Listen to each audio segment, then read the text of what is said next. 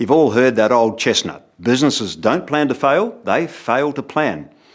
I'll bet if you're going on any sort of longish trip, there will be a solid outline of where you're going and what you're doing. And if something unexpected crops up, you'll pretty well know how to deal with it. Well, guess what? It's the same with a business. Every business should have a plan which outlines things such as your business goals, who your customers are, your marketing strategy, etc., etc., etc. The plan is not something you just write down and then shove in a bottom drawer. No, sir. This is a document that is a guide to how you do business, and it should be constantly reviewed and updated where necessary to keep abreast of changing circumstances. As I mentioned earlier, it doesn't need to be a complex document, just a few thoughts on paper as to where you see the business going.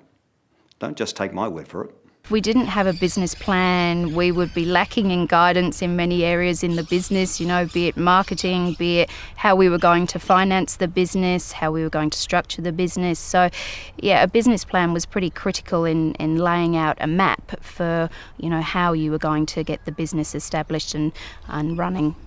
Obviously, yearly is, a good benchmark, but ongoing as well. There's always things that come up every month, especially within this business. So you always got to reassess a little bit, but definitely, at least once a year, just to make sure you're on track and maybe set a few new goals if needed. Yeah, what we've done with our business plan is turned it into a series of actions within our business. So what we do is every quarter we review our business plan. Not so much in terms of what we've achieved, but where our focus needs to be going forward. The other thing that we do with our business plan, it allows us to actually see what resources and what skills and what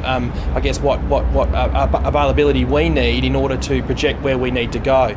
So the business plan hasn't just been useful for us, but for example, we've just been looking at funding from our bank, NAB, and they've been very, interested in knowing where we're planning to go. So it's not so much a document that I'd say I'll review every day, but we definitely use it as a tool to measure how we've gone over time. And now it's time to put your plan on paper. In the workbook, you'll find a template that will guide you through the process. Once it's done, live the plan and breathe it. It'll be your roadmap to keep you heading in the right direction.